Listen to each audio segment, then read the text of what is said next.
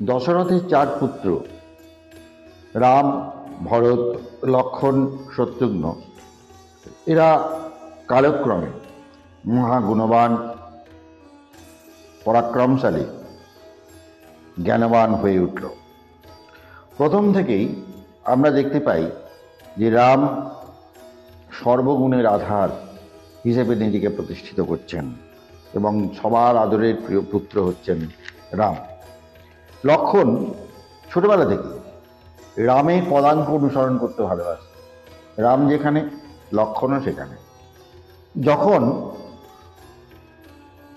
রাম লক্ষ্মণের 12 বছর বয়স, রাজা দশরথ সভাসদদের ডাকছেন, ডেকে ভাবছেন যে এবার ছেলেদের বিবাহের আয়োজন করা প্রয়োজন। এমন সময়ে সেই সভায় এসে উপস্থিত হলেন মহর্ষি বিশ্বামিত্র। মহর্ষি বিশ্বামিত্র এসে সেই সভায় দাঁড়াতেই রাজা পাদ্য অর্ঘ্য দিয়ে তাকে বন্দনা করলেন, তার বিশ্রামের ব্যবস্থা করলেন। বিশ্বামিত্র তাকে বললেন, আমি একটা প্রয়োজনে তোমার এখানে এসেছি, আমি সেই প্রয়োজনটার কথা বলি। রাজা দশরথ বিশ্বামিত্র মুনিকে বললেন, আপনি বিশ্রাম করুন, কয়েকদিন যাক, তারপর আপনার কথা শুনব। বিশ্বামিত্র সে ধৈর্য না ধরেই তিনি বললেন, না, প্রথম আমার কাজ হচ্ছে যে প্রয়োজনে আপনার কাছে এসছে সেই প্রয়োজনটার কথা বলা। বলুন। হে নরশ্রেষ্ঠ মহারাজ, আমি একটি বিশেষ যজ্ঞে ব্রতী হয়েছি, কিন্তু মারীচ আর সুবাহু নামে দুই রাক্ষস আমার যজ্ঞের বিঘ্ন ঘটাচ্ছে। যজ্ঞের মাঝে ক্রোধ সংবরণ করা কর্তব্য, আমি ক্রোধ সংবরণ করেছি। এই সময় অভিসম্পাত করা অনুচিত। আমি মারীচ সুবাহুকে অভিশাপ দিইনি। আপনি পরাক্রমশালী রামকে আমার সঙ্গে দিন। বশিষ্ঠ রামের তেজের কথা জানেন। রাম একমাত্র এই কাজের জন্যই উপযুক্ত। দশরথের মাথায় আকাশ ভেঙে পড়ল। তার প্রিয় পুত্র রাম, তাকে ছেড়ে তাকে দশরথ থাকার কথা, একদিনও থাকার কথা ভাবতে পারেন না। বিশ্বামিত্র রামকেই চাইছেন তার সঙ্গে নিয়ে যাওয়ার জন্য। রাজা দশরথের মাথায় আকাশ ভেঙে পড়ল। তার প্রিয় পুত্র রাম বালক মাত্র। বিশ্বামিত্র তাকে নিয়ে যেতে চাইছেন এক রাক্ষসের সঙ্গে যুদ্ধ করাতে, মেনে নিতে পারছেন না। এখানে আমি একটু কীর্তিবাসী রামায়ণের কথা উল্লেখ করি। কীর্তিবাসী রামায়ণে এই জায়গায় একটু অন্যরকমভাবে বলা আছে, যা বাল্মীকি রামায়ণে নেই। সেটা হলো, যখন দেখলেন যে দশরথ রামকে বিশ্বামিত্রের হাত থেকে বাঁচাতে পারলেন না, তখন তিনি কপটতার আশ্রয় নেন। তিনি ভরত আর শত্রুঘ্নকে রাম আর লক্ষ্মণ সাজিয়ে বিশ্বামিত্রের সঙ্গে পাঠান। বিশ্বামিত্র ভরত আর শত্রুঘ্নকে নিয়ে অযোধ্যা থেকে বেরোলেন। সেখান থেকে 7 ক্রোশ দূরে সরযূ নদীর তীরে প্রথম রাত্রিটা অতিবাহিত করবেন এই মনস্থ করে। কিছু দূর যাওয়ার পর বিশ্বামিত্র ভরতকে বললেন, দেখো রাম, কারণ বিশ্বামিত্র জানেন তো ভরত তো রাম, দেখো রাম, দুটো পথ আছে। জঙ্গলের মধ্যে দিয়ে একটা পথ আছে, আর একটা পথ ঘুর আছে, সেটা অনেক লোকালয়ের মধ্যে দিয়ে। আমরা যদি জঙ্গলের পথ দিয়ে যাই তাহলে আমার আশ্রমে অনেক তাড়াতাড়ি পৌঁছানো যাবে, আর ঘুর পথে যেতে গেলে খুব সঙ্গত কারণেই অনেকটা সময় লাগবে। ভরত বললেন, আমাদের তো তাড়াতাড়ি নেই, আমরা ঘুর পথেই যাই, আমাদের জঙ্গলের মধ্যে ঢোকার তো কোনো দরকার নেই, আর কাউকে বিরক্ত করার দরকার নেই। এই কথা শুনে বিশ্বামিত্র সন্দেহ হলো, রাম তো এই ধরনের কথা বলতে পারবেন, এই ধরনের কথা বলেন, কেন এমন বললেন?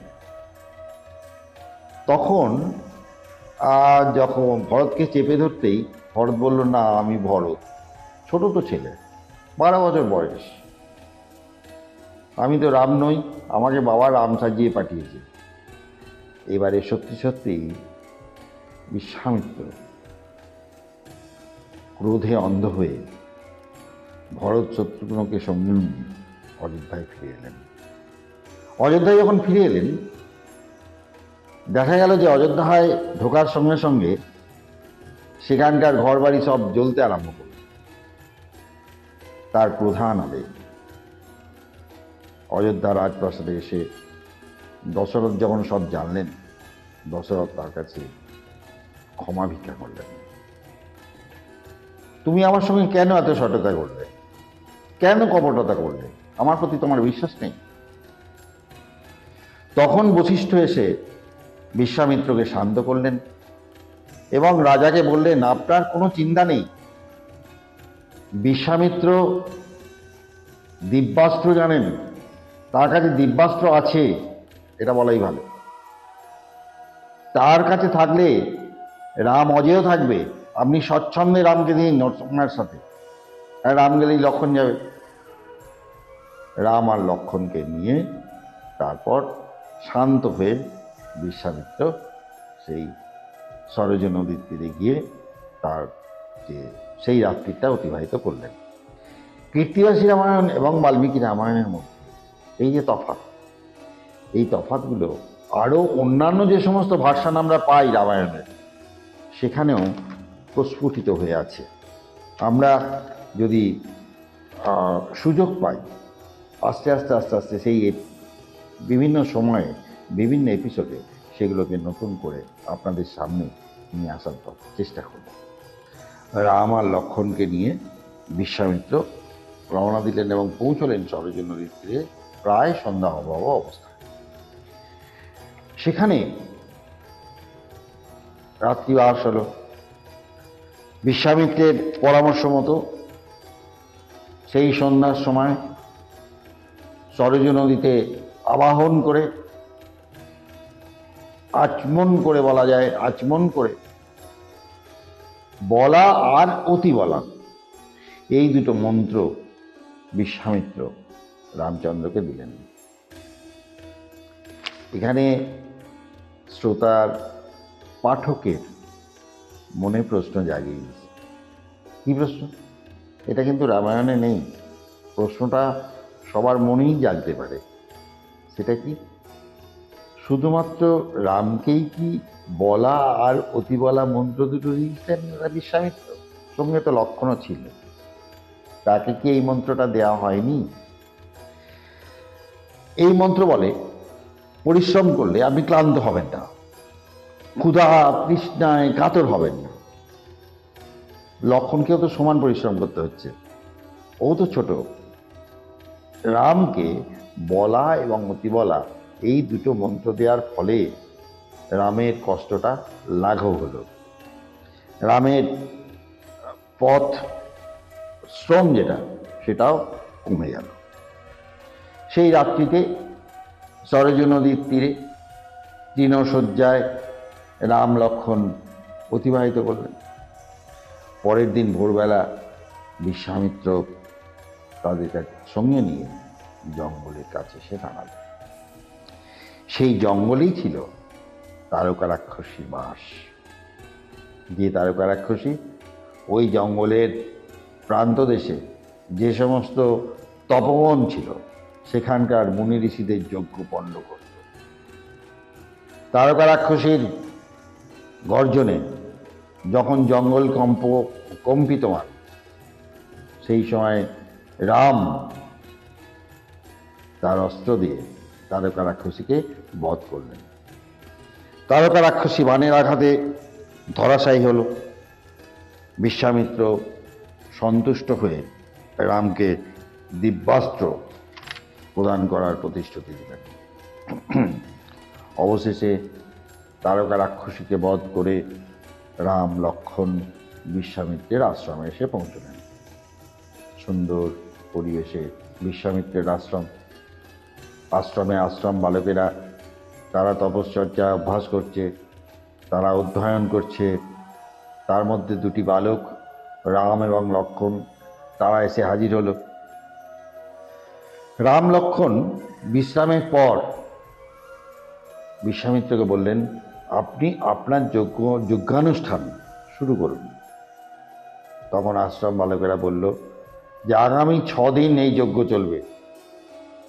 এই 6 দিন মুনিবর মৌন অবলম্বন করে থাকবেন, কোনো কথা বলবেন না।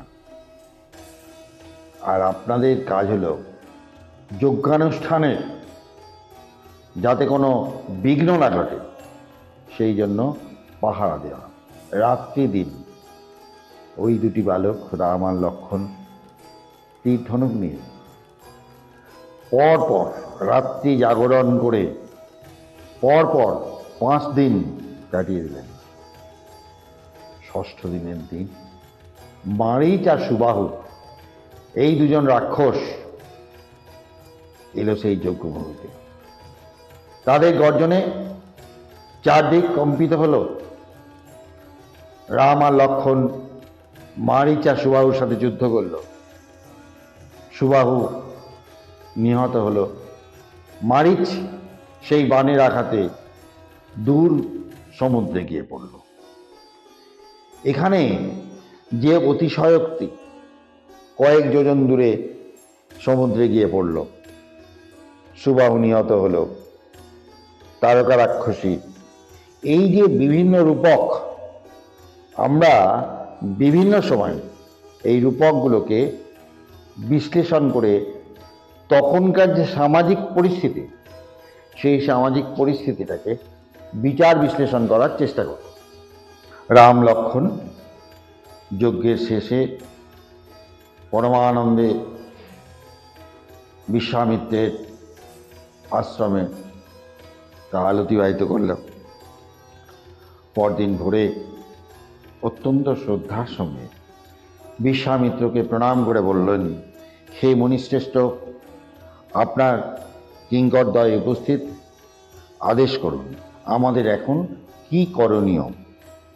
তাদের কথা শুনে বিশ্বামিত্র এবং অপর ঋষিরা বললেন, মিথিলার রাজা জনক একটি যজ্ঞ করবেন, আমরা এখন সেখানে যাচ্ছি, তোমরা আমাদের সঙ্গে চলো। সেখানে একটি শ্রেষ্ঠ ধনু দেখতে পাবে। পূর্বে দেবতারা এই অপরিমিত তেজস সম্পন্ন ভয়ঙ্কর ধনুটি জনককে দিয়েছিলেন। দেবতা, গন্ধর্ব, অসুর, রাক্ষস কেউ সেই ধনুতে গুণ যোজনা করতে পারেনি। মানুষ ধরাই হয়নি। বিশ্বামিত্র তখন অপর ঋষিদের সঙ্গে রাম লক্ষ্মণকে সঙ্গে নিয়ে মিথিলার উদ্দেশ্যে যাত্রা করে। সারাদিন পথ চলার পর সন্ধ্যার সময় সোন নদীর তীরে গিয়ে তারা উপস্থিত হলেন।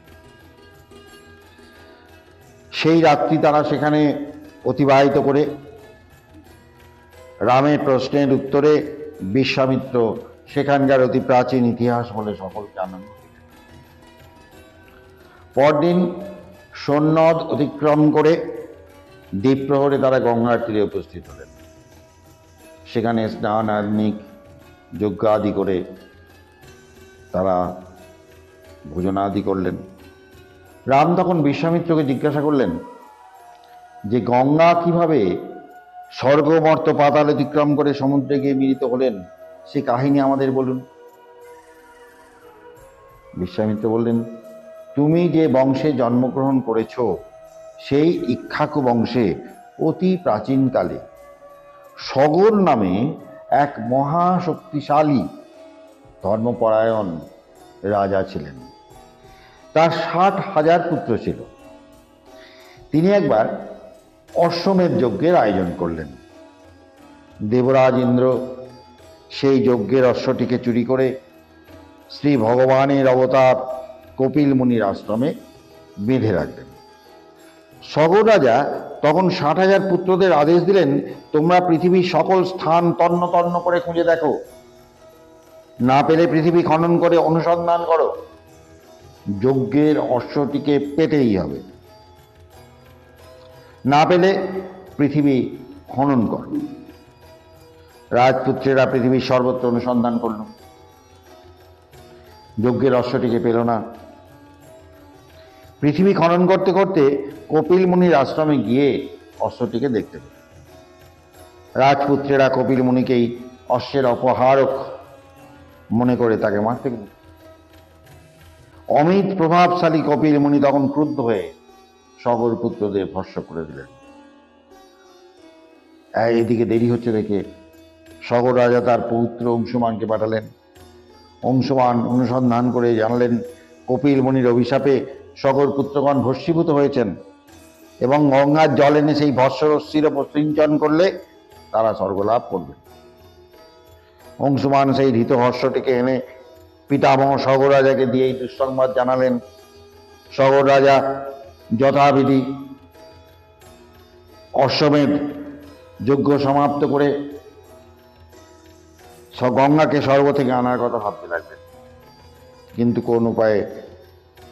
কোনো উপায় বার করার আগেই তার মৃত্যু হল। এরপর অংশুমান রাজা হয়ে তার পুত্র দিলীপকে রাজ্যভার দিয়ে তপস্যায় চলে গেলেন। দিলীপও গঙ্গাকে আনার কোনো উপায় করতে না পেরে তার পুত্র ভগীরথকে রাজ্য দিয়ে স্বর্গে গেলেন। রাজর্ষি ভগীরথ স্বর্গ থেকে গঙ্গা অবতরণের জন্য অতি কঠোর তপস্যা আরম্ভ করলেন। তার তপস্যায় তুষ্ট হয়ে ব্রহ্মা বললেন, তোমার পিতামহদের স্বর্গপ্রাপ্তির জন্য তাদের ভস্মরাশি তুমি গঙ্গা জলে সিক্ত করতে সমর্থ হবে, তবে স্বর্গ থেকে গঙ্গার পতন পৃথিবী সহ্য করতে পারবে না, সুতরাং তুমি মহাদেবের শরণাপন্ন হও। ভগীরথ আবার মহাদেবের কৃপালাভের জন্য ঘোর তপস্যা আরম্ভ করলেন। মহাদেব খুশি হয়ে গঙ্গাকে নিজের মাথার উপর ধারণ করতে রাজি হলেন। গঙ্গা তখন আকাশ থেকে প্রচণ্ড বেগে শিবের মাথার উপর পড়তে লাগলো। মর্তবাসী গঙ্গার জল স্পর্শ করে পাপ মুক্ত হলো। ভগীরথ তখন অতি যত্নে গঙ্গাকে নিয়ে গিয়ে তার পূর্বপুরুষদের ভস্মরাশি প্লাবিত করলেন। এইভাবে গঙ্গার অবতরণকে কেন্দ্র করে সগর রাজার পুত্রদের স্বর্গপ্রাপ্তি হল। মিথিলায় যাওয়ার পথে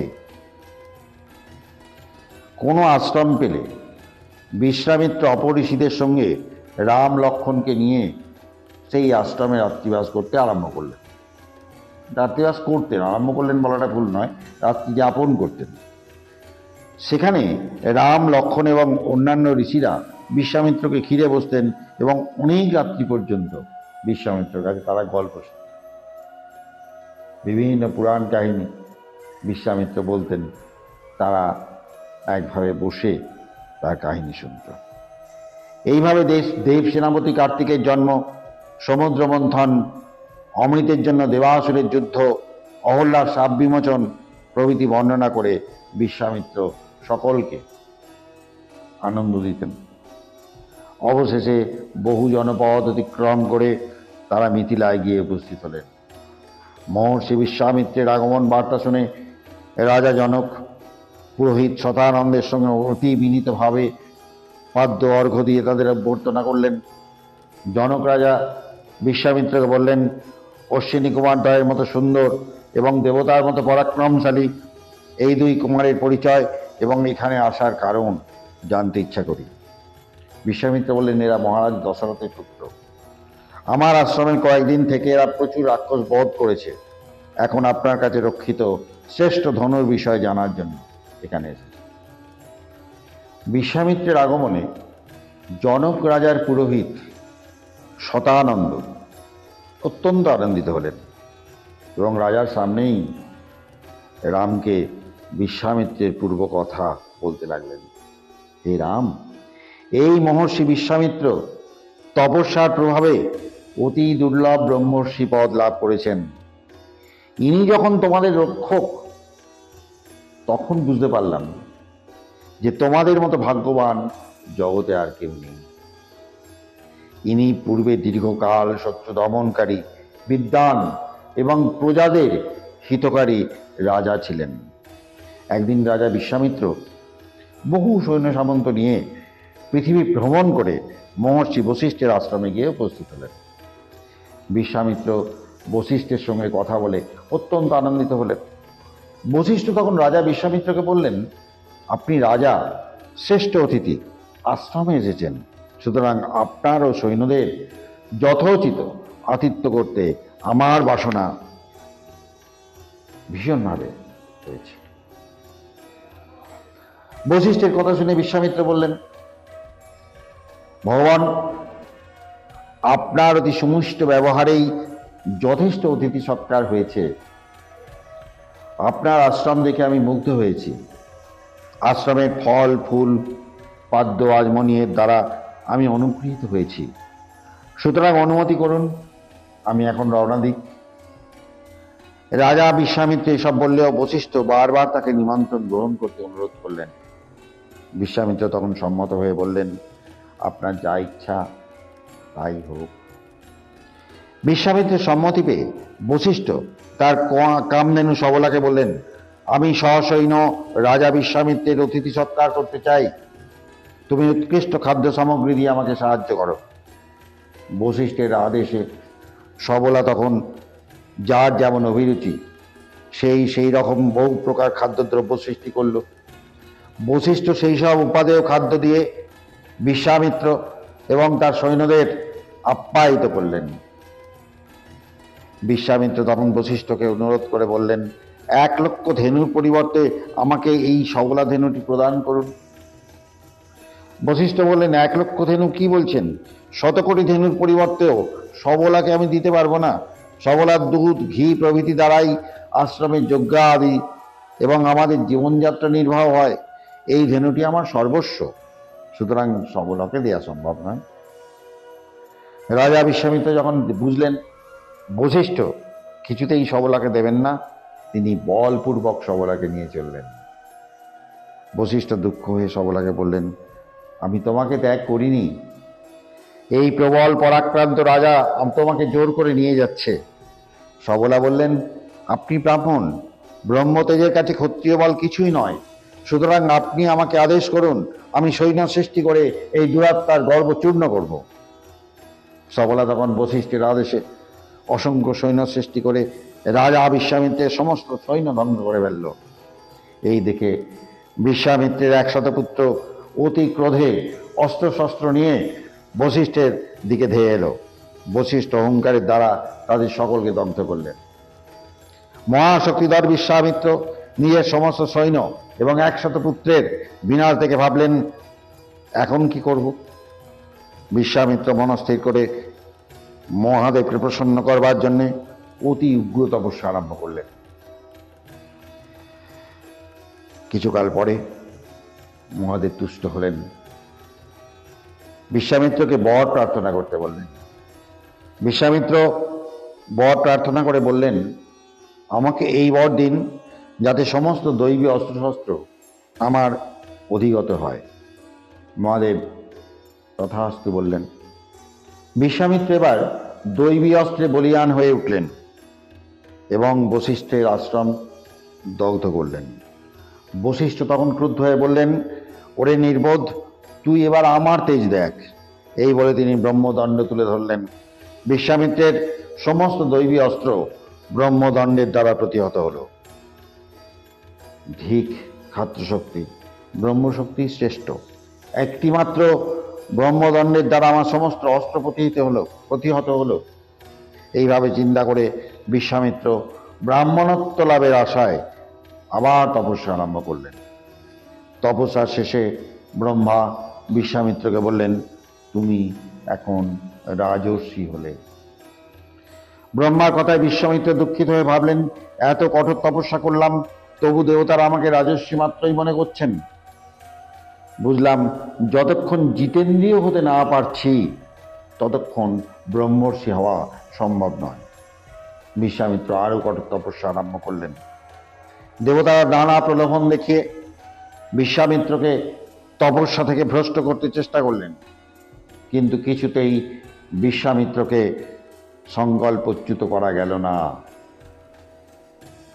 তখন ব্রহ্মা ও দেবতারা এসে বিশ্বামিত্রকে অতি মধুর স্বরে বললেন, হে ব্রহ্মর্ষি, তোমার তপস্যায় আমরা তুষ্ট হয়েছি। তুমি এখন ব্রাহ্মণত্ব লাভ করলে, আমরা সকলেই তোমার দীর্ঘায়ু প্রদান করছি, তুমি এখন শান্ত হও।